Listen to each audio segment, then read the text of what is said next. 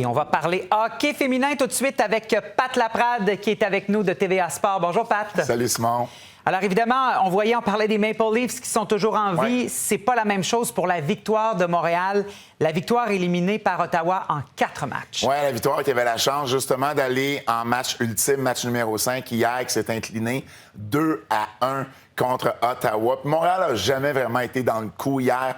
Rebecca Leslie a marqué dans les premières minutes du match pour donner l'avance à son équipe 1-0. En début de troisième, à 31 secondes de la troisième période, Emily Clark a augmenté l'avance à 2-0. Maureen Murphy est arrivée avec 5 minutes à faire au match avec un but, mais c'était trop peu.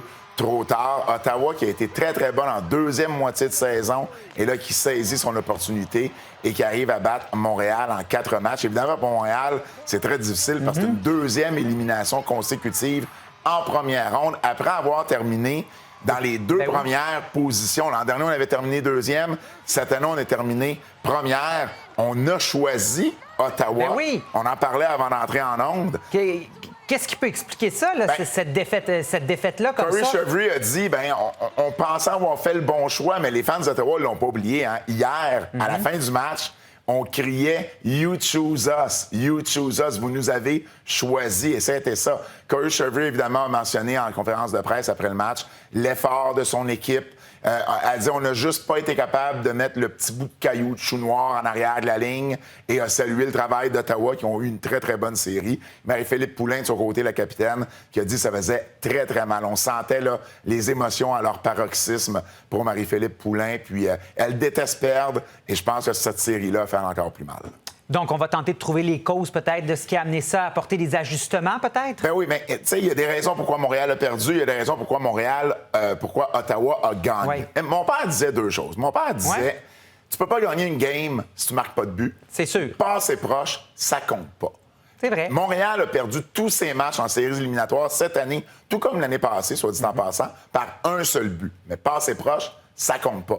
Et l'attaque a été anémique. On parle de 6 buts en 4 matchs. Montréal a marqué 1 but dans les 217 dernières minutes de jeu dans cette série-là. Ça, c'est à peu près 11 périodes.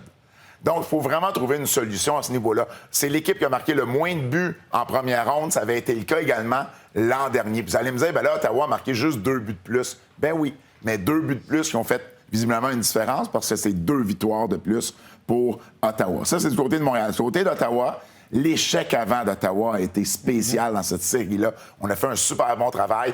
Teresa Vanissova, une ancienne joueuse de la Victoire qui avait été échangée l'an dernier à Ottawa, avait dit qu'il faut neutraliser le premier trio.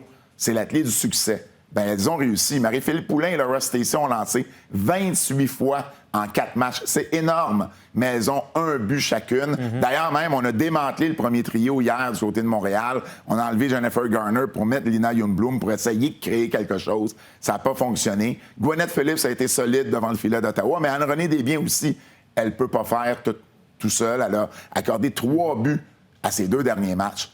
C'est pas énorme, mais l'attaque n'a pas été capable de lui donner le support nécessaire.